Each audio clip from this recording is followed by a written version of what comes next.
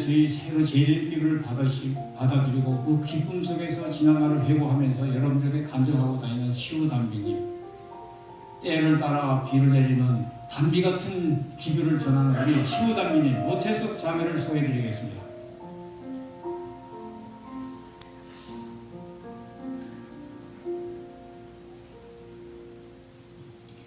여러분 만나서 반갑습니다.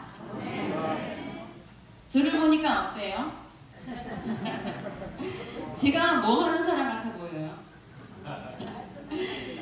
예, 제가 이 침례 교회에 다니기 시작했을 무렵에 제일 많이 듣는 소리가 뭐냐면 이 무당을 빼라는 소리였었어요. 제 눈빛이 많이 무섭대요.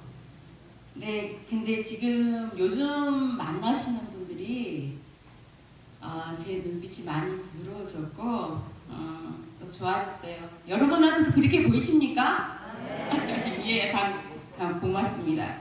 저는 지난 20년 동안 이 무속인으로 살았던 사람입니다. 무속인이라고 다 똑같은 무당이 아닌데요. 무당은 내림 무당이 있고 또 학습 무당이 있습니다. 학습 무당이라 하면 말 그대로 이제 배워서 하는 무당이고요. 학습 무당이라 하면 신내림을 받아서 내림 무당인데요. 그 내림 무당이라도 소위 말하는 신통력은 다 달라요. 저는 또 그 용한 무당에 속했었는데요. 귀신을 직접 보고 또 그 귀신들과 대화도 하고 또 아픈 사람도 치유를 했는데 특히 저한테는 무당이나 법사들이 저한테 저물로 많이 왔었어요. 그랬던 제가 지금은 무당을 그만두고 이제는 재림 신자가 되었습니다. 아멘. 제가 재림 교인이 되었을 때만 해도 제가 이렇게 간증을 하고 다닐 줄은 제가 상상도 못했었는데요. 그러나 제가 이제는 여러분 앞에 서는 것이 하나님의 계획이었고 또 섭리라는 것을 저는 확실히 믿습니다. 여러분 중에 혹시 점이나 이 48자 같은 거 보러 다니신 분 혹시 계십니까? 교회 뭐 다니기 전에 혹시라도 가보셨던 분이 있을 수도 있어요, 그죠? 그런데 대부분 우리 교인들은 그런 세계가 낯설고 또 잘 모르실 겁니다. 제가 교회를 다니고 보니까 이 둘 다 신적인 경험을 한다는 것은 비슷해요. 이게 뭐 무슨 뜻인지 지금 이해를 하실 수는 없으실 거예요. 제가 제 간증을 들으면 그 말이 무슨 뜻이었는가 하고 이해를 하실 것입니다. 에덴 동산에서 시작된 강신술과 영혼 불멸 사상이 이 무속인 세계에는 아직도 존재하고 있는 현실입니다. 제가 접했던 그 많은 신들이 죽어서 그 영혼이 산이면 산, 천상이면 천상, 영궁이면 영궁 그런 데 가서 저는 돌을 닦고 신의 명패를 받고 저한테 온 줄을 알았었어요. 그러나 제가 성경 공부를 하면서 깨달은 그것은 모두 타락한 루시퍼와 그를 따르던 3분의 1의 쫓겨난 천사들이었다는 것을 알게 되었습니다. 저는 제 경험을 페이스북 친구들과 나누고 싶어서 제가 다니고 있던 간증을 12번에 끊어서 페이스북에 올렸는데요. 그것이 이렇게 큰 관심과 반응을 일으킬 줄 저는 몰랐고요. 제가 6개월 동안 이 간증을 다니면서 하나님께서 저를 통해서 하실 말씀이 있어서 저를 부르셨다는 것을 저는 확신을 갖게 되었습니다. 예, 이제 2시간에 걸쳐서 페이스북이나 방송에서 못다 했던 그런 이야기들을 제가 하려 합니다. 다시 한번 여러분을 만나 뵙게 돼서 반갑고요. 이따 오후 간증 시간에 뵙겠습니다. 감사합니다. 네.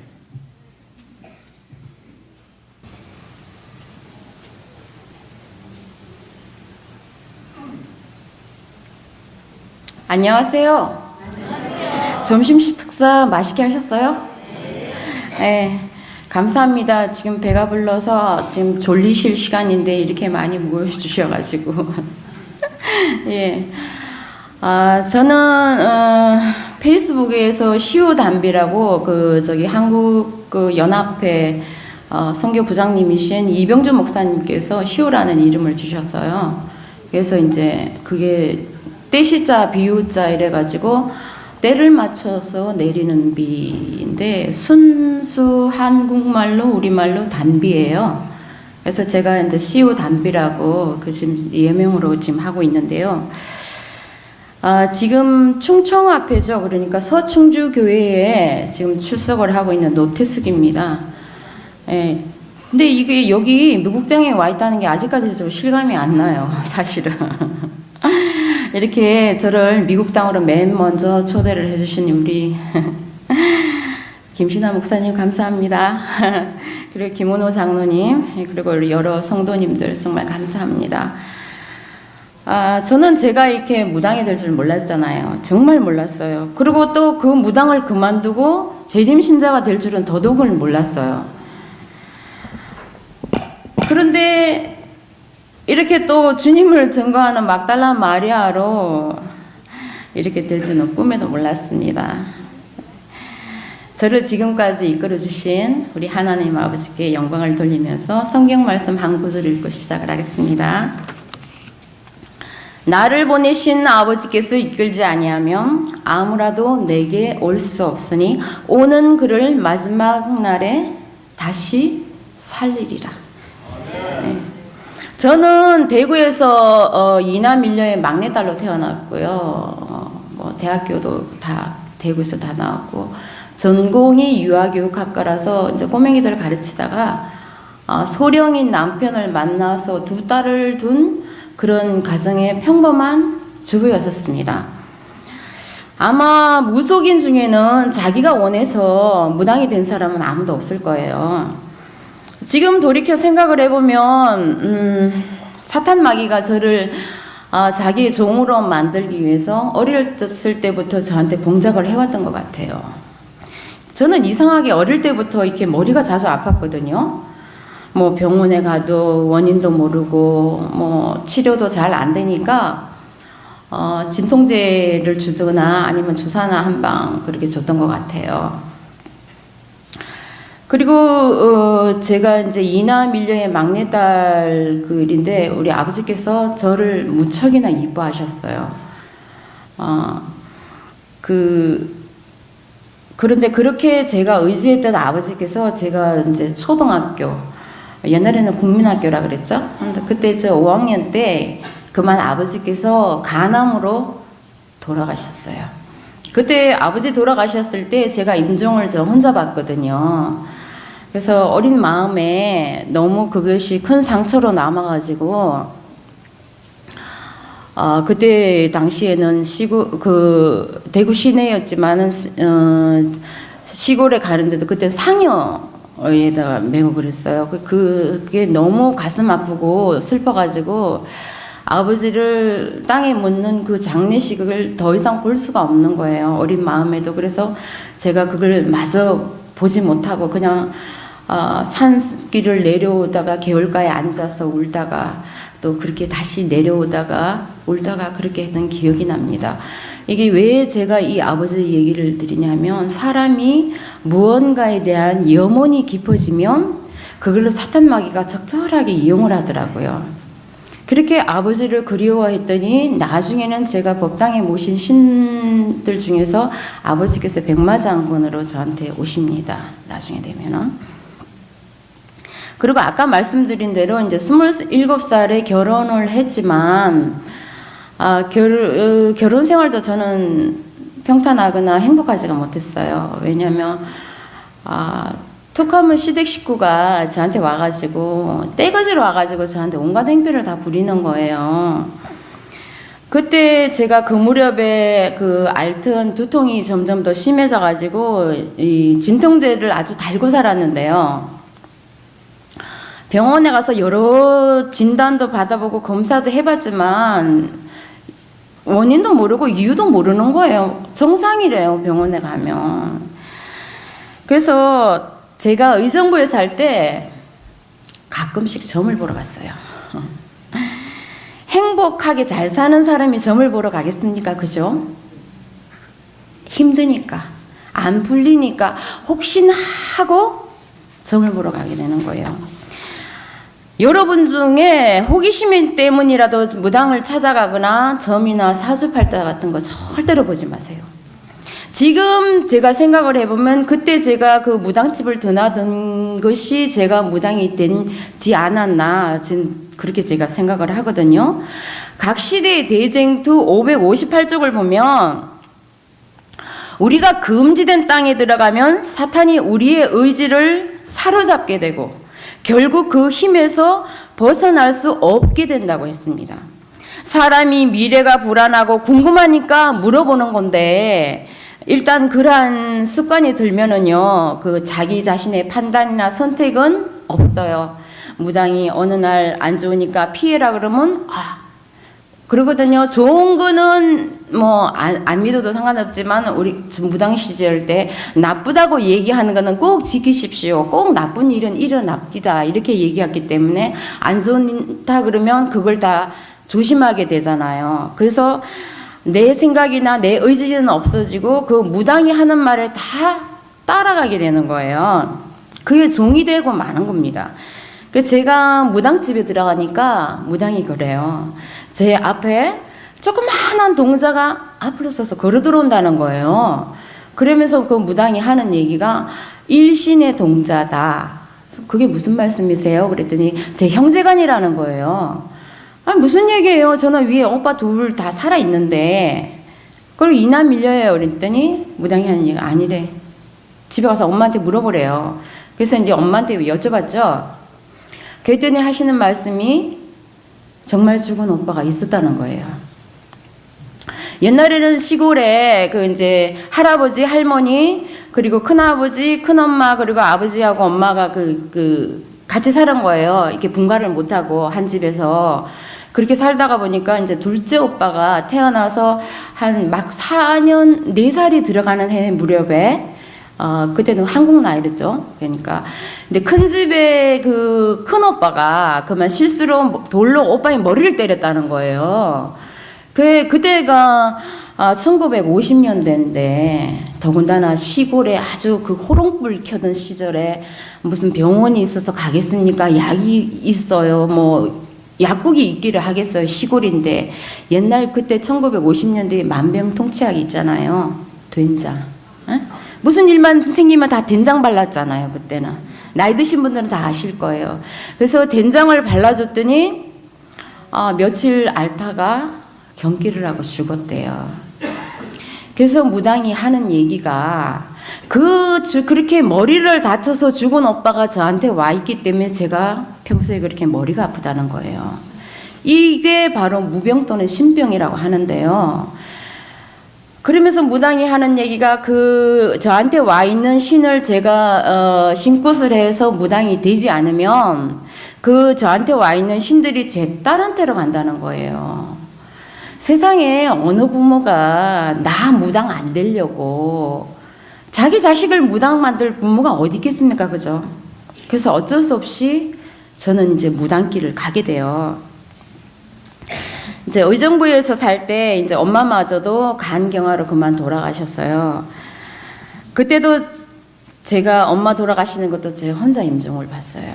그렇게 팔자가 따로 있나 봐요. 저는 그때 그렇게 생각을 했어요.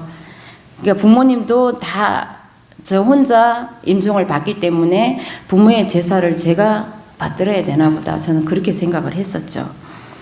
그리고 이제 남편이 서울로 발령이 나가서 서울로 이사를 했는데 그때 제가 신기가 있는 데다가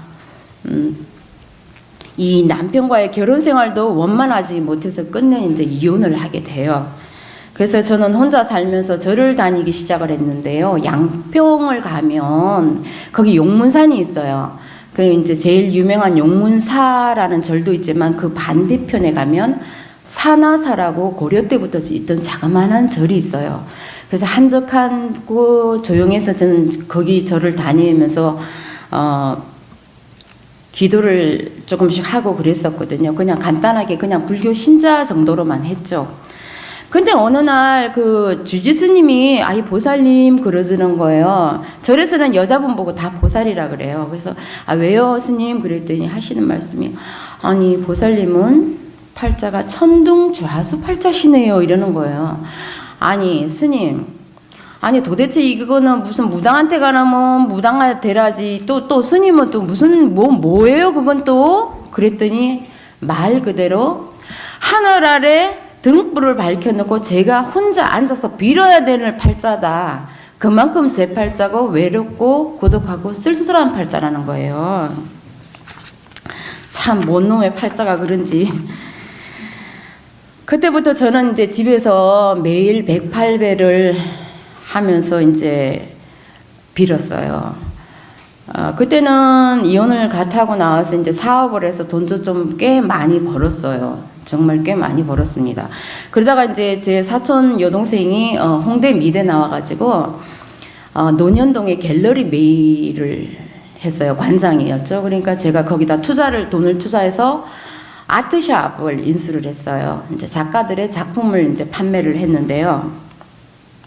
어느 날 그 제 동생이 아는 유럽에서 유명한 전수천이라는 작가가 우리나라에 들어와가지고 한국종합예술대 거기 교수로 오셨는데 우리나라의 이분이 백남준 씨처럼 아트 작가세요. 행위 작가예요. 그래서 이 샤머니즘의 그 신이 내리는 장면을 촬영을 해서 그거를 자기가 작품으로 만들고 싶다는 거예요. 그래서 이제 제 동생이 충주에 그 아는 조그마한 암자의 그 보살을 이제 연결을 해줬죠. 정식 촬영이 있기 전에 우리가 리허설을 한번 해보자. 만약에 본 촬영에 들어갔는데 무당한테 신이 안 내리면 그게 무슨 창피냐. 그러니까 우리가 미리 예행 연습 한번 해보자. 그래서 이제 제천에 있는 어느 산으로 갔어요. 이제 보살, 법사 여러 사람 해가지고 이제 갔어요. 갔는데 이 무당이 아무리 법사가 북을 치고 징을 두들기고 그냥 몇 시간을 해도 접신이 안 되는 거예요. 뭐 절에 막 지쳐가지고 날은 덥고 근데 그 무당이 부채를 촥하게 펴더니 하는 얘기가 나는 별공주 별이 밤에 뜨지 낮에 뜨지 않는다. 그래서 지금 낮이라서 신이 안 온다는 거예요. 얼마나 웃겨요. 아니 아무것도 모르는 내가 생각해도 신이라 하면 부르면은 제깍제깍 와야 되잖아요. 근데 무슨 신이 낮이라고 안 오고 밤이라고 오고 그런 신이라면 믿지를 말아야지 뭔 그런 신이다 했어? 그죠? 그래서 무서워서 킥킥킥 그러고 있는데 이제 거기 법사가 얘기하는 얘기가 저 무당 가짜라고 저를 따라가면 안 된다고. 그 법사도 하는 얘기가 신은 부르면 바로바로 와야 된다. 낮이라고 안 오는 신이 어디 있냐는 거예요. 그러면서 이제 자기를 따라서 이제 기도하러 오라고 이제 그때 시작을 하게 됐죠. 거기서 이제 그 기도를 하다가 이제 무슨 일이 있어가지고 아까 말씀드린 의정부에 있는 보살을 다시 찾아가게 됐어요. 이 인간 그 무당도요 인간 문화재가 있어요. 그 하나의 그걸 예술로 봐가지고 김금아 씨라고 그 이제 텔레비에도 가끔씩 나오는데 그분한테 8살 때부터 그분 밑에 들어가서 무당이 된 정순덕이라는 사람을 저한테 소개를 시켜줬어요. 근데 그 정순덕이라는 사람이 저를 보자마자 하는 소리가 아니 이런 성신을 모셔야 할 분이 왜 여기서 이러고 있느냐는 거예요. 참 내가 무슨 뭔 놈의 팔자가 이런지. 근데 그 말을 하는 순간에 저도 모르게 내 손이 막 떨리기 시작하면서 그 자리에서 팔딱팔딱 뛰는 거예요. 내가 왜 이래 나 미치겠다 나 왜 이래 멈추고 싶은데도 멈추지가 않는 거예요. 그러면서 막 손이 막 떨리면서 그 자리에서 팔딱팔딱 뛰어요. 그게 무당들이 하는 동작이거든요. 신이 내렸을 때 이미 제 몸속에 와 있던 모든 신들이 당신 말이 맞다라고 반응을 하는 거예요. 이러니 그 바람에 그분이 제 신엄마가 돼버렸어요. 이 정식 무당이 되려면은 내림굿을 해야 되거든요. 내림굿을 하기 전에 이제 100일 기도를 하고 이제 삼산 돌기를 하는데요. 먼저 이제 찬물로 목욕 제거를 하고 자시라 그래요. 밤 11시부터 1시 사이. 그리고 인시라 그래서 새벽 3시부터 5시 사이. 그리고 이제 낮은 낮대로 틈나는 대로 이제 저는 기도를 했어요. 그렇게 기도를 하고 이제 좋은 날을 잡아서 내림굿을 하고 저는 정식무당이 되었죠. 그리고 많은 경전을 그 세계에도 경전이 있어요. 그 경전으로 공부했고 또 주역과 토정 비결도 함께 공부를 했습니다. 그렇게 밤과 낮 새벽 그렇게 열심히 기도를 한 결과 사람의 과거와 앞으로 일어날 일들이 이 한 장의 사진처럼 한 카트 한 카트 제 눈에 보여지기 시작을 하는 거예요. 그러면서 신의 말이 제 귀에 들리기를 시작을 했어요. 나중에는 제가 병을 치유하는 치유력까지도 제가 얻게 됐는데요. 이 용안무당이요 결코 거저되는 거 아닙니다. 나름요 진짜 열심히 기도를 해야 되고요. 또 열심히 공부를 해야 되고 정말 피나는 수련과 정진이 필요합니다. 제가 이 성경 공부를 하면서 깨달은 것은요. 제가 그동안 섬겨왔던 그 법당의 많은 신들이 사실은 하늘에서 타락한 루시퍼와 그를 따르던 3분의 1의 쫓겨난 천사들이었다는 것입니다. 그런 악한 천사들도 제가 잘 섬기고 기도하고 열심으로 비니까 사람의 비밀도 알려주고 병도 고치게 해주고 그걸로 먹고 살게 해주니까 저는 더욱더 열심히 빌게 되는 거예요. 한 번은 꿈을 꿨어요. 어느 산 꼭대기에 산성이 있는데 이제 거기에 저하고 어떤 형체를 알 수 없는 검은 구름 같은 분이 계셨어요. 근데 그분께서 이 황금색으로 빛나는 반달을 주면서 저보고 들고 서 있으래요. 그러면서 저 성 아래에 있는 사람들이 다 볼 수 있게 저보고 들고 서 있으라는 거예요. 이렇게 들고 서 있으면서 그분과 덩실덩실 춤도 췄어요. 그러자 이제 그분이 그 질그릇이라 그러죠. 요런 향아리에 물이 가득 담긴 항아리를 줬어요. 그러니까 제가 나무 젓가락을 이렇게 휘휘 젓으니까 창자가 둥둥둥 떠올라요. 그러면 그 밖에서 그걸 구경하고 있던 배 아픈 사람이 내 배 다 좋다 그러면서 가는 거예요. 그러면 저는 또 나무 젓가락에서 물을 휘휘 젓죠. 그러면 간이 둥둥 떠올라요. 그러면 간 아픈 사람이 나 안 아프다 그러고 또 가는 거예요. 사람이 손이 썩어가는 사람이 왔어요. 그러면 저의 이 멀쩡한 손과 그분의 썩은 손이 맞바뀌어져요. 그러니까 그분한테는 제 손이 갔으니까 멀쩡해졌잖아요. 그러는 저는 여기서부터 서서히 나아가는 거예요. 깨보니까 꿈이에요. 그때부터 손님이 오잖아요. 그러면 그분이 아픈 부위가 제가 똑같이 아파지는 거예요. 그래서 당신 어디 아프죠? 아니면 이게 귀신의 장난입니다. 그럼 제가 뭐 다른 것을 해서 풀거나 정말 그 사람이 병원 들었을 때는 당신 어디가 아프다, 간이 아프다, 어디가 아프다 진단해서 빨리 병원에 가봐라. 그렇게 이제 치료를 하게 되죠. 제가 이 교회 다닌 지 얼마 안 돼서 아직은 잘은 모르지만은요, 무언가 느낀 것이 있습니다. 예수님은 사탄과 싸워서 이기신 분이잖아요. 그죠? 그래서 사탄이 하늘에서 쫓겨났죠. 그런데 예수님을 믿는 우리 교인들이 무당들보다 더 무력한 것 같아요. 저는 영적인 힘이 무엇인지 압니다. 제가 20년 동안 그렇게 그 신들을 모시고 제 몸에 싣고 그렇게 살았단 말이에요. 정말 그 신들이요, 상상이 아니에요. 여러분들 생각하는 거 그 이상의 루시프가 누굽니까? 하나님 다음 가던 천사장이잖아요. 정말 상상이 아니에요. 저는 그 신들을 통해서 사람의 실제 과거도 알아내고 병도 알아맞히고 치료도 하고 미래도 알려주었단 말이에요. 그런데 사탄보다 훨씬 더 강한 예수님을 믿는 우리 교인들이 왜 하나님의 능력을 경험하지 못하고 그저 그냥 교회만 왔다 갔다 할까? 도대체 그 이유가 뭘까요? 예수님이 능력이 없어서일까요? 아니면 예수님이 능력을 안 주시나요? 아닙니다. 저는 그 이유가 우리가 예수님을 섬기는 열성이 무당들보다 훨씬 더 못한 것 같아요. 무당들이 귀신 섬길 때요, 얼마나 지극정성으로 섬기는지 아세요? 명산대천 찾아다니면서 공부 열심히 하고 열심히 빌고 열심히 기도하고요. 정말 기도 엄청나게 합니다. 저요 20년 동안 그렇게 무당 생활할 때요, 단 하루도 빠짐없이, 정말 단 하루도 빠짐없이 밤 11시와 1시 사이, 새벽 3시와 5시 사이에 그렇게 기도했습니다. 그러니까 기적이 나타나고 능력이 나타나더라고요.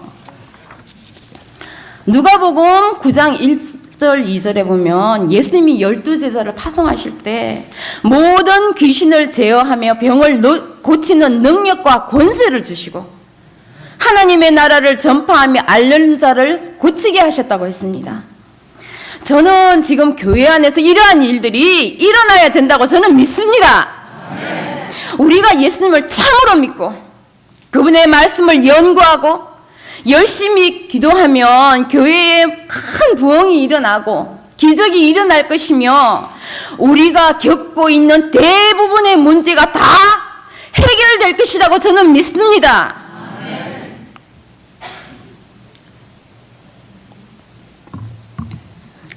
아까 말씀드린 것처럼 제가 어려서부터 두통이 있다고 그랬잖아요. 사람이 이런 두통이나 어딘가 몸이 불편하고 원인도 모르고 치료도 안 되고 그런 기간이 오래 계속이 되면 심리적으로 우울해지고 답답해지고 자꾸 불안해지고 또 이 무언가에 갇힌 듯한 느낌이 들어요. 그러다 보면 그것이 신체적으로 이상 반응이 나타나는 거예요. 어느 날부터인가 아침에 자고 일어났는데 이상하게 가슴이 두근두근두근하고 심장이 벌렁벌렁 뛰면서 얼굴이 벌겋게 달아오르는 거예요. 그러면은 그날은 어김없이 저한테 꼭 나쁜 일이 일어나는 거예요. 제가 그 남편하고 이혼하고 그 회계역 앞에 그 이제 방을 구하려고 아침에 일어났는데 그날도 이제 그런 정세가 저한테 일어나는 거예요. 그래서 뭔가 기분 나쁜데 오늘 진짜 일진사납다, 재수없다. 그래서 안 나갈까? 그러다가 이제 방을 빨리 구해야 되니까 그래서 이제 어쩔 수 없이 나갔어요. 나갔는데 이제 버스를 타려고 하는데 뭐 갑자기 웬 사람이 제 앞을 딱 하고 맞더니 뭐 기사하고 뭐라고 주고주고 얘기를 주고받는 거예요. 그러더니 에이씨 그러더니 내려가요. 그래서 이제 저는 그냥 올라탔죠. 버스를 올라타가지고 이제 출발을 했고 가는데 아차 그때 정신이 드는 거예요. 그래서 가방을 봤더니 이미 칼로 쫙 찢어지고 지갑만 빼갖고 간 거예요. 저는 그때 이제 방 구하려면 성금을 주려고 이제 지갑에다가 30만 원을 넣어놓고 있었거든요. 그러니까 그 지갑제 없어진 거잖아요. 여러분한테는 이런 것이 그냥 하나의 재수없는 그냥 일처럼 보이실지 모르지만 아침에 제가 일어나서 그렇게 그런 증상을 겪었던 저로서는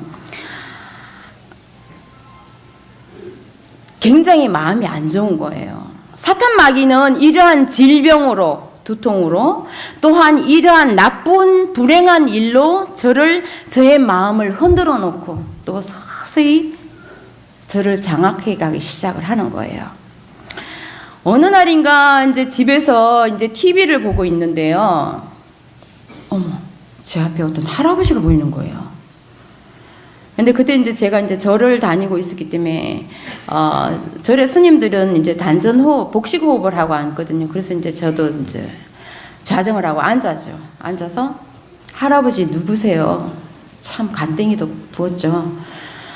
할아버지 누구세요? 그랬더니 나는 산신도사다 그래요.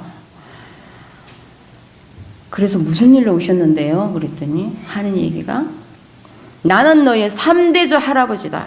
너를 도와주려고 왔다 이러는 거예요. 그래서 아까 말씀드린 홍성에 있는 법사한테 전화를 해봤어요. 도대체 신의 이름 중에서 산신도사라는 사람이 아니죠. 신이 있느냐? 그랬더니 그냥 없었으면 차라리 그죠? 제 생각에는 없겠지. 설마 내가 지어낸 내 머릿속의 상상이겠지. 그랬더니 산신도사라는 신이 정말로 있대요. 그러면서 제가 그 얘기를 했더니 계속 얘기를 주고받으면서 그 신들을 받아들이라는 거예요. 그래서 빨리 내려와서 기도를 하라 그렇게 하더라고요. 그런데 제가 나중에 성경 공부를 하면서 성경에 제가 겪었던 일들과 똑같은 일들이 있는 것을 봤어요. 창세기 3장 1절에 보면 뱀이 하와에게 말을 거는 장면이 있잖아요. 뱀이 사람하고 대화하는 거 보셨어요? 보신 분 있으세요? 그죠? 이 뱀이 누구예요? 네. 요한계시록 12장 9절에 보면 옛뱀 곧 마귀라고도 하고 사탄이라고도 했습니다. 이 에덴 동산에서 하와에게 말을 건 뱀이 아니라 사탄마귀였던 거죠. 그러니까 뱀은 영매인 것이고 실제로 말을 한 주인공은 사탄마귀인 것입니다. 그리고 저한테 말을 건 산신도사도 사실은 죽은 사람의 영혼이 아니라 사탄마귀였던 것입니다. 사탄마귀가 저를 통해서 사람의 과거도 알아맞히고 또 질병도 치료하기도 했던 것이에요. 여러분들이 만약 이런 경우를 당했다고 생각을 한번 해보세요. 어느 날 어떤 목소리가 막 들리는 거예요. 그리고 막 보이고요. 얼마나 무섭겠습니까? 그죠? 황당하기도 하고 그죠?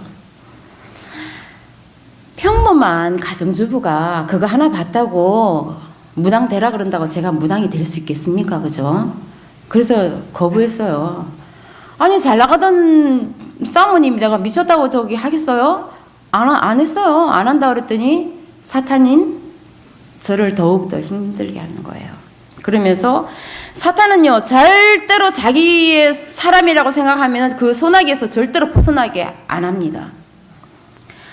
한 번은 제가 이제 정식 무당 신코스를 하기 전에 그 다른 유명한 난다 긴다는 그 무당들과 계룡산에 기도를 하러 갔어요.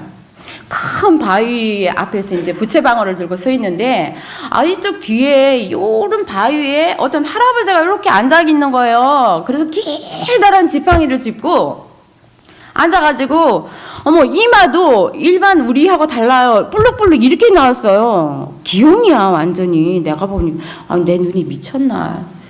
그래서 할아버지 뭐하러 왔어요? 내가 그랬더니 너 뭐 하는지 구경하러 왔다 이러는 거예요. 그래서 다른 무당들한테 여기 어떤 할아버지가요 이마도 일로 볼록볼록해요. 근데 나 구경하러 왔대요. 그랬더니 그 한양 선거리 한다는 몇십 년 된 그 무당들조차도 안 보인다는 거예요. 자기들 눈에는. 그 나만 괜히 이상하잖아요. 그 유명한 무당들도 안 보인다는데 내가 뭐라고 무당도 아닌 새끼 무당도 아니고 아무도 아닌 신굿도 아직 안 한 주제에 뭐가 보인다 그러니 미치겠잖아. 그래서 나만 그렇구나. 그래서 그냥 대충 마무리하고 내려오는 길에 이제 동학사를 들렀어요. 이 무당들은요 그 절에 가면 법당을 안 들어가요. 우선 먼저. 왜냐하면 그 산에 산신한테부터 먼저 인사하기 때문에 산신각을 먼저 가요. 그래서 이제 동학사도 먼저 산신각으로 들어갔죠. 산신각 문을 여는 순간 저는 기절했잖아요. 제가 봤던 그 할아버지가 그런 바위 위에 엉덩이 걸치고 앉아서 이마도 볼록볼록 지팡이도 길게 들고 있는 할아버지가 세상에 그 산신각의 태화로 떡하니 모셔져 있는 거예요. 저분이 왜 저기 있어요? 나 아까 저기서 봤던 그 할아버지 여기 있네 내가? 그랬더니 설명이 있어요. 그 절을 창건하신 분이래요. 그 대산인데 산으로 들어가서 산신이 됐다는 거예요. 신선이 됐다는 거예요. 그러니 그 잘 나간다는 무당이 하는 얘기가, 야, 너 진짜 용한 무당 되려나 보다. 이러니 제가 무당이 안 될 수가 있겠습니까? 참, 문놈의 팔짠지원. 성경을 읽다가 제가 이 신내림을 하는 장면하고 똑같은 장면이 성경에 있는 것을 봤어요. 사무엘상 28장에 보면 블레셋이 이스라엘을 공격해 왔을 때 이 다급해진 사울이 밤중에 이제 변장을 해가지고 엔도렌 무당을 찾아가잖아요. 그래서 이제 엔도렌 무당이 누구를 불러 올릴까요? 했을 때 누구를 사무엘을 불러 올리라고 하잖아요. 이 무당이 죽은 귀신을 불러오기 위해서 접신을 하는데요. 그 과정이나 방법이 무당마다 똑같은 거 아니에요. 다 달라요. 어떤 무당은, 이제 이거는 통속적인 거예요. 그냥 이렇게 앉아있으면 손이 이렇게 떨리면서 접신이 되는 건 이제 보통인데, 어떤 무당은, 허리를 이렇게 뒤로 꺾으면서 팔딱팔딱 뛰는 무당도 있어요. 그리고 어떤 무당은 하품을 2초, 3초 간격으로 계속 연신 하품을 해대고 있는 분도 있고, 또 어떤 분들은 또 이제 명도라고 그래요. 명도라고 그래서 휘파람을 이렇게 부르면서 신을 청배를 해요. 저 같은 경우에는 이게 머리로 신호가 옵니다. 자시에 이제 자정을 하고 복식 호흡에 들어가면 어느 순간 제 머리가 나도 모르게 까딱까딱하기 시작을 해요. 그러면 신이 오는구나. 옛날에 TV 개그 프로에 이제 그 코미디 프로에 그 보신 분들은 아실 거예요. 이렇게 하는 그분이 오셨구나 그러잖아요. 그 옛날에 뭐 부채도사인가 그게 보면 제가 딱 아는 거예요. 내 머리가 어느 순간에 까딱까딱하게 그분이 오시는구나. 야 신났다. 왜냐? 이 자정을 하고 앉아있으면 할 때마다 신이 오는 거 아니에요. 뭐 한 달에 한 번 올 때도 있고, 그죠? 물론 점을 볼 때는 나도 모르게 이제 접신이 돼가지고 점을 봐주지만, 제가 밤에 이렇게 기도할 때는, 명기서기 받으려고 기도할 때는 자주 안 와요.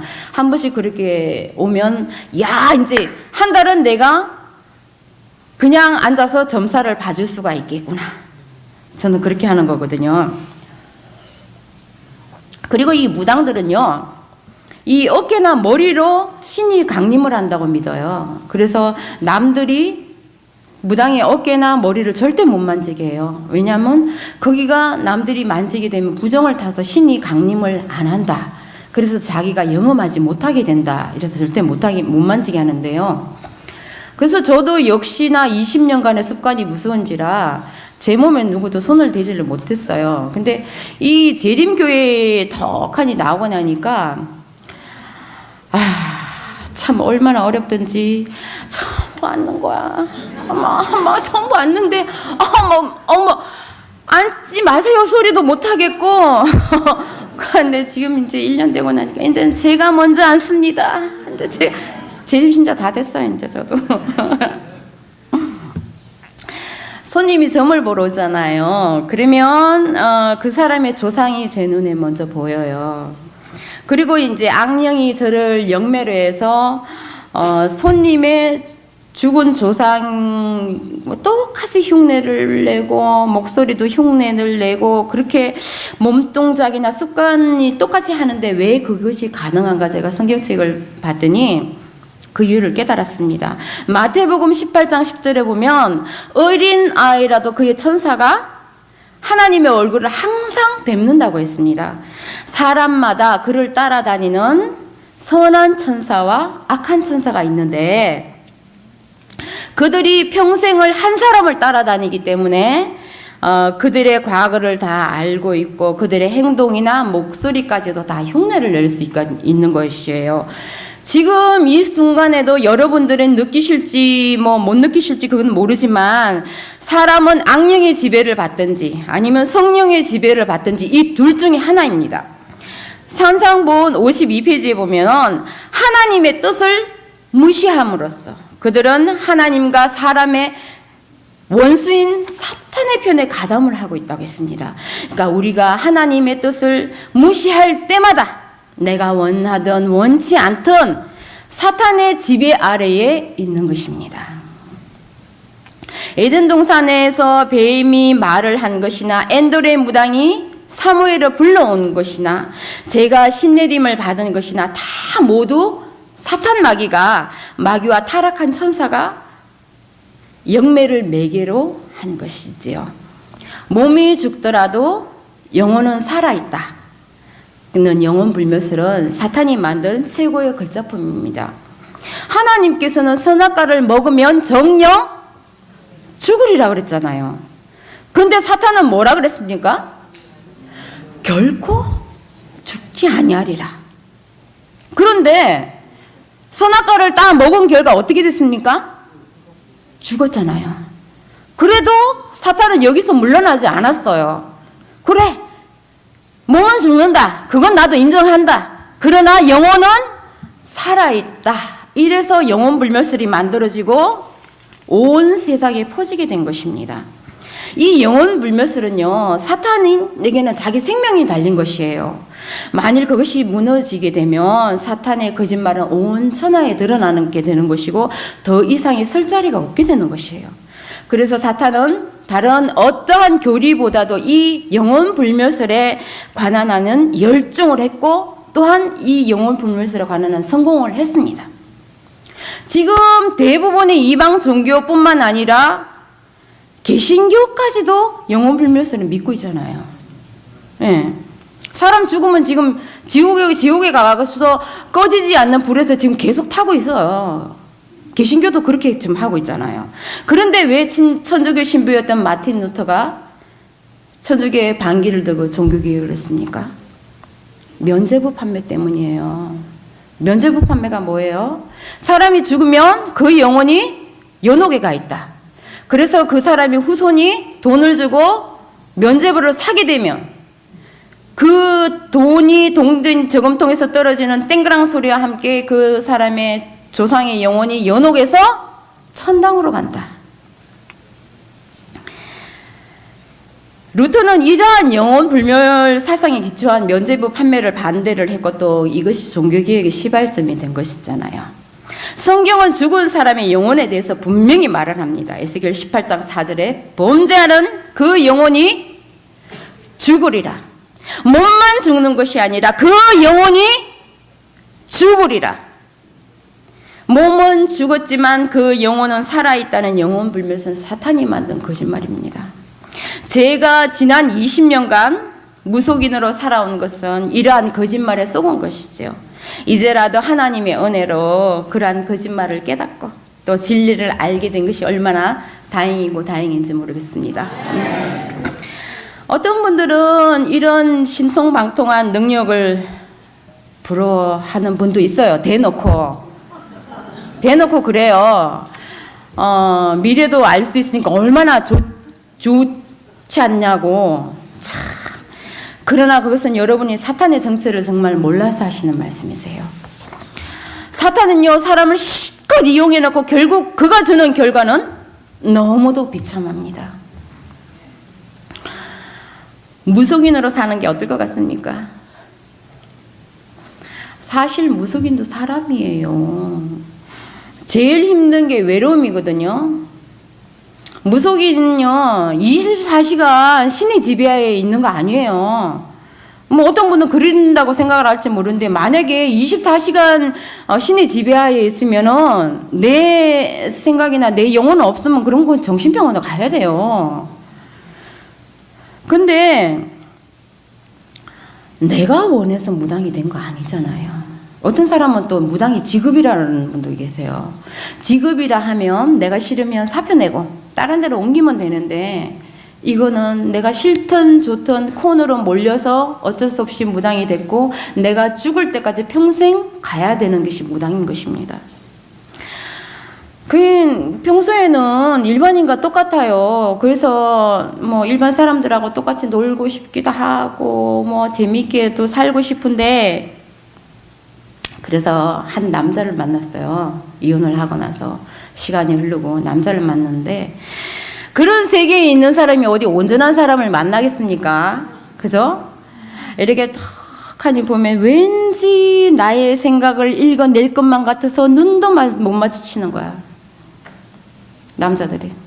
그리고 왠지 이렇게 쳐다보면 내가 엊그저께 만난 여자를 그냥 읽어낼 것만 같은 거야. 사실 읽어내요. 애기 동자들이 와서 자찌야 여자 있다라고 다 얘기해줘요. 그러니 어디 온전한 남자를 만나겠습니까? 해필 만나고 만나는 이 인간이 진상이야.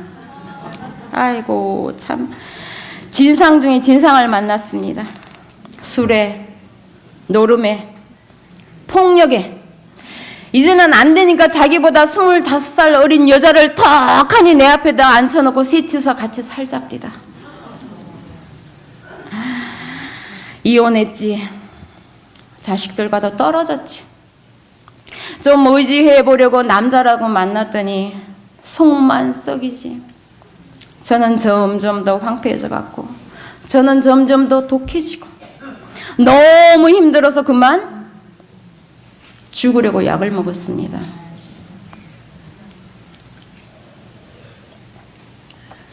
제가 교인이 되고 그 각 시대 대쟁투를 읽는데요. 517페이지 이런 말씀이 있더라고요. 만일 사탄에게 맡겨진다면 그는 우리의 마음을 미치게 하고 우리의 육체를 망가뜨리고 고통스럽게 하며 생명과 재산을 파괴할 것이다. 딱 맞는 말씀이에요. 제가 20년간 사탄을 섬긴 결과는 심적 고통과 육체적 질병 그리고 자살 시도였습니다. 죽는 것도 마음대로 안 되더라고요. 차라리 그때 죽었으면 하나님 못 만났겠죠. 병원 중환자실에서 보름 만에 깨어났어요. 돈도 벌어볼 만큼 벌어봤지만 여기 얼마 저기 얼마 저기 얼마 하루아침에 다 날아가더라고요. 그래서 저는 병원에서 퇴원한 후에 모든 걸 다 버리고 그 유명한 서울에서도 제일 유명한 미아리 고개 생각나시죠? 미아리 고개만 따다다닥 딱 붙어있죠? 거기를 떠났어요. 그래서 물도 낯설고 아무도 모르는 충주 시내에서도 차로 40분을 더 들어가는 아주 한적하고 조용한 시골 동네로 이사를 했어요. 완전 다 쓰러져가는 초가집에 인간 고통, 금전 풍파를 그렇게 당하면서 나는 왜 이 세상에 태어나서 이렇게 고통을 당해야 하나? 사는 게 너무도 허무했고 쓸쓸했고 외로웠습니다. 저는 제가 전생에 아주 못되게 살았나 보다. 얼마나 악독하게 살았으면 내가 이 생에서 그것을 다 갚으려고 일어나. 그래서 저는 그렇게 생각을 하면서 전생에 업장소매를 빌면서 하루하루를 기도를 하면서 그렇게 살아왔습니다. 여러분, 이것이 사탄 마귀와 죽은 귀신을 섬기고 산 결과입니다. 당장은 신통한 능력이 일이 벌어지고 돈도 버는 것 같지만 결과는 아무것도 남는 것이 없어요. 그래서 여러분들이 호기심이라도 절대로 점을 보거나 사주팔자 이런 거 보지 말아야 합니다. 대쟁투에 있는 말씀대로 육체는 망가지고 남는 것은 아무도 없게 돼요. 그러다가 2015년 9월 18일 교통사고 났습니다. 일반 시골길은 중앙선 그 중심으로 왕복 1차선이잖아요. 왕복으로. 근데 제가 좌회전을 하려고 깜빡이를 틀고 좌회전 진행을 들어갔는데 아니 왜 멀쩡한 뒷차가 나 좌회전 깜빡이 틀고 진행하는 걸 보면서도 중앙선을 침범해서 추월선으로 와서 그냥 내 차를 운전석을 갖다 쳐버리냐고요. 제가 그때 이제 안전벨트를 매고 있었죠. 다행히. 그러자 제 차는 그래서 오른쪽 구석으로 가서 그냥 날아가서 처박혀 버렸어요.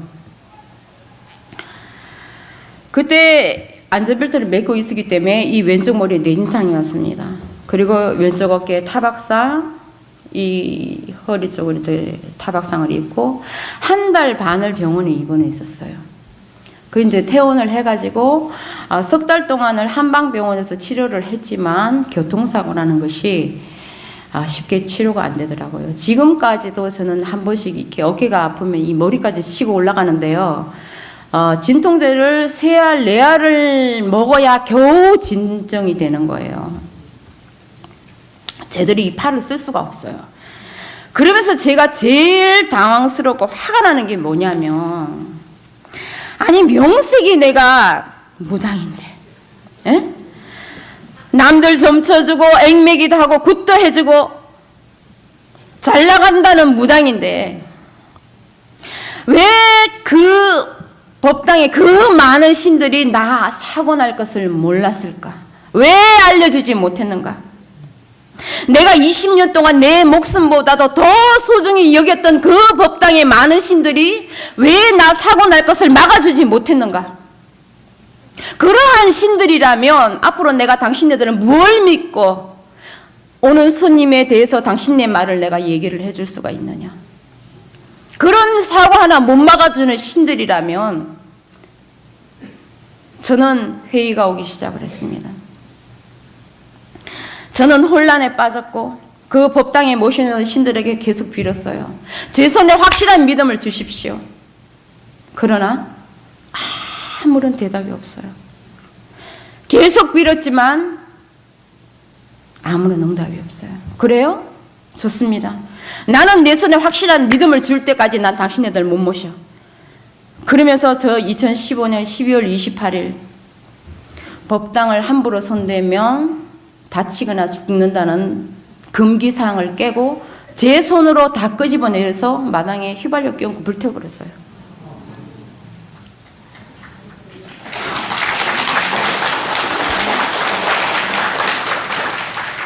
제가 20년 동안, 말이 20년이죠. 그 오랜 세월 애지중지 받들어 왔던 그 법당의 신들, 명기석이 받겠다고 사회와 완전히 단절된 삶을 살면서 명산대천 찾아다니면서 그렇게 기도하고 그 살아왔던 그 세월이 너무도 억울하고 허무하고 결국 남는 것은 돈 한 푼 없이 병든 몸뚱이만 남았습니다.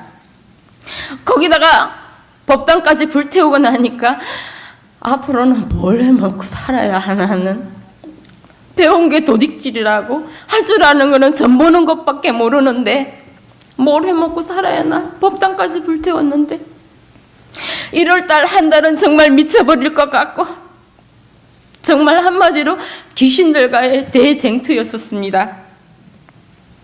차라리 죽을까? 한 번 죽으려고도 했었는데 2번이야 못하겠어? 이렇게 살아서 뭐하나?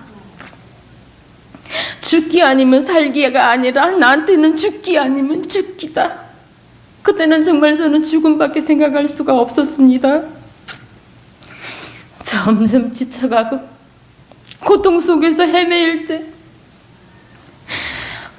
어떻게 하지도 못하고 그 피를 말리는 고통 속에서 헤매일 때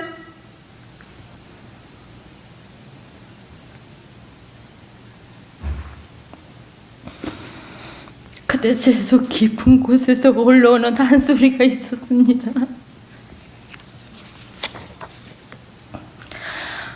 누가 날 좀 살려줬으면,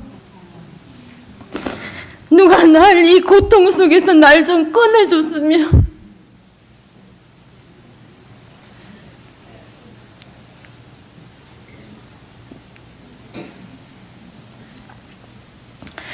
사람이든 일반인이든 무당이든 사람이라면 한 번쯤은 이렇게 벼랑 끝에 설 때가 있어요.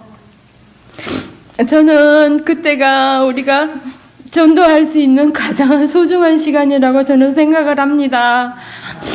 그러니까 너무 다급하게 여러분들도 저 사람을 어떻게든 우리 교인으로 만들어야 되겠다는 그런 욕심을 버리시고 그 사람과 인간적인 교류를 가지시라는 거예요. 그러다가 이러한 위기가 왔을 때 제일 생각나는 한 사람이 되시라는 겁니다. 저도 이러한 위기가 오지 않았더라면 결코 제가 교회에 나오는 일은 없었을 것입니다.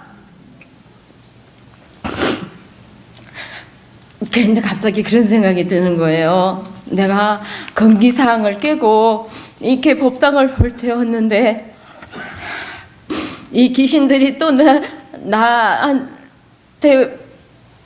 복수하려고 나한테 분명히 올 텐데, 그러면 귀신들도 알아요. 자기네들보다 예수님이 강하다는 거는 귀신들이 알아요. 그래서 나는 그러면은 예수님을 방패로 삼아가지고 내가 예수님 뒤에 가서 숨어보자. 그러면 귀신들이 나를 공격하지 않겠지. 저는 그렇게 잔머리를 풀렸습니다. 그래서 이 한 마을에 그 재림교인이 여집사님이 살고 있었어요. 그 여집사님이 제가 그 시골로 이사하고 3년 후에 이사를 들어오셨는데, 저보다 이제 어리니까 저한테 시골은 이게 동네 다 알잖아요. 무슨 뭐 행사를 하거나 이러면 다 아는데, 이사를 왔는데 이제 각 집마다 전도지를 돌리는 거예요. 그러면서 간도 부었지 어디 무당집을 전도지를 들고 들어온 거예요. 야, 너 여기가 어디라고 들어오냐? 이랬더니 언니 좀 읽어봐 이러는 거야. 이제 조선족이에요. 그러니까 나 언니 읽어봐 이래서 됐고, 야, 너네 신이 중요하면 내 신도 중요해.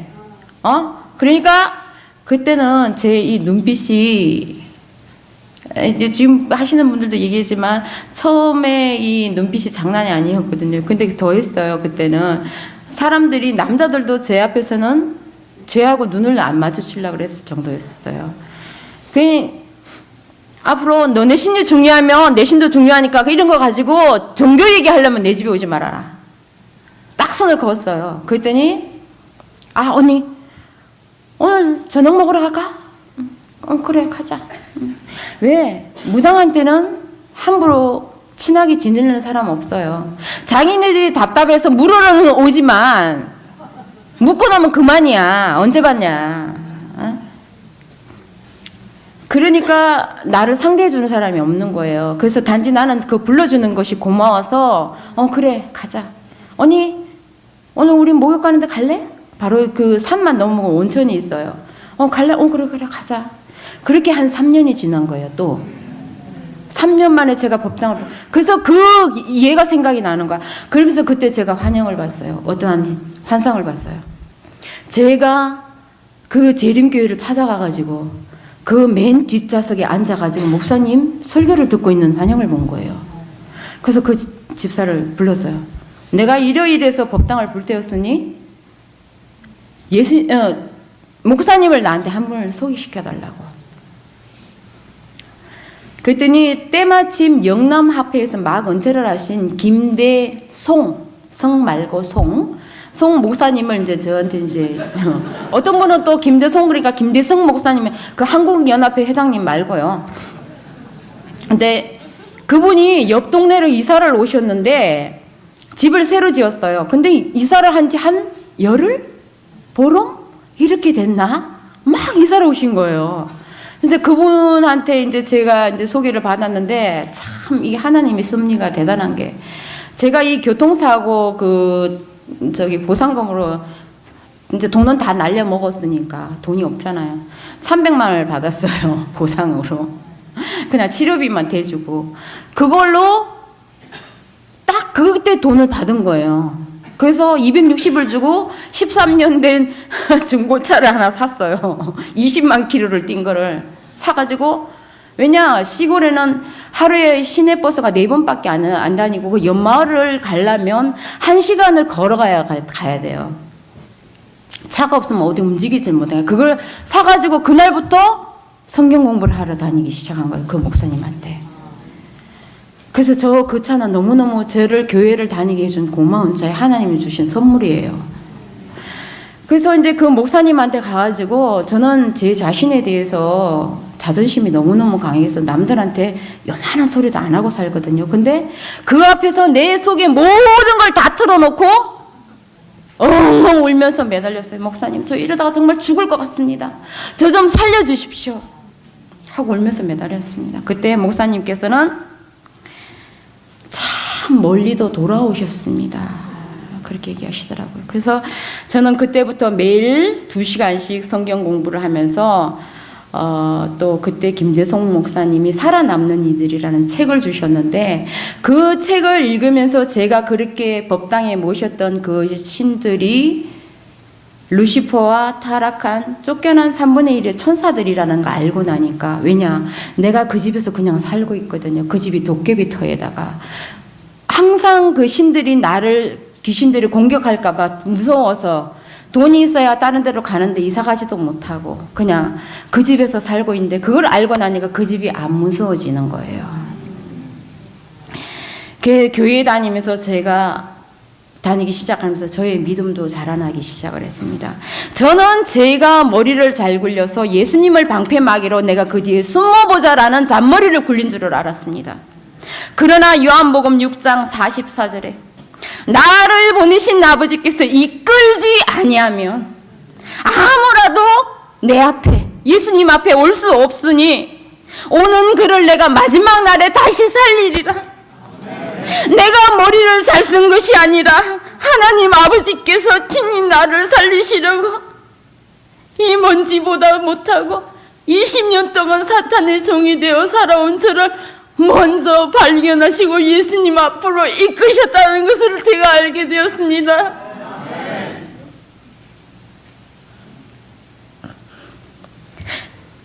요한계시록 3장 21절을 읽는데 볼지어다 내가 문 밖에 서서 두드리노니 누구든지 내 음성을 듣고 문을 열면 내가 그에게로 들어가 그와 더불어 먹고 그는 나와 더불어 먹으리라. 이 말씀을 읽는데 제게는 태수가 문 좀 열어줘. 내가 여기 서 있잖아. 어서 문 좀 열어줘. 내가 들어가게. 이렇게 하시는 말씀으로 들렸습니다. 그리고 예수님께서 겟세마네 동산에서 기도하실 때 아버지요 이 잔을 내게서 옮기시옵소서.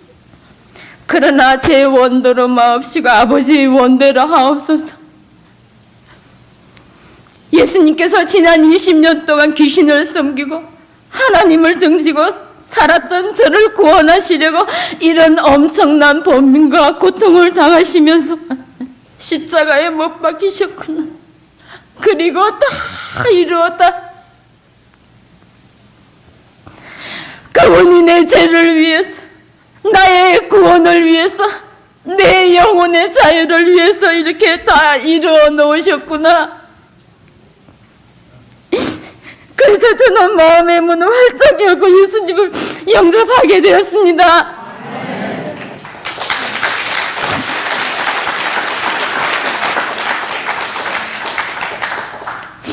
제가 2016년 3월 12일 날 눈물 속에서 침례를 받았는데요.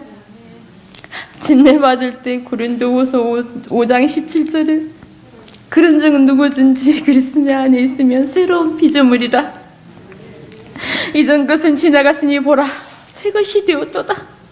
저는 침례를 받고 물에서 올라올 때 이전에 어둡고 우울했던 그런 것은 다 지나가고 제가 그리스도 안에서 새로운 피조물이 된 것을 깨닫게 되었습니다. 저는 이제 막 싹이 텄습니다.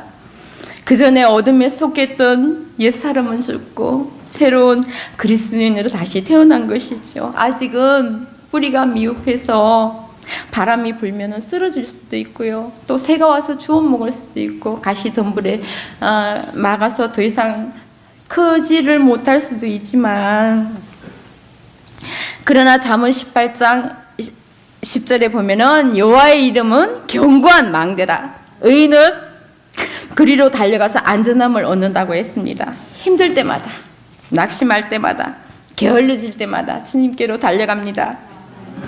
이 교회 다니면서 좋은 점이 뭔지 아세요? 전에는 제가 항상 혼자였잖아요. 근데 제가 교인이 되고 나니까 주변 분들이 사랑을 지금 많이 받고 있습니다. 그리고 이제 많은 친구들도 생겼고요. 제가 작년 12월 달부터 제가 그동안 살아왔던 그 얘기들을 페이스북에 12편에 나눠서 제가 올렸어요.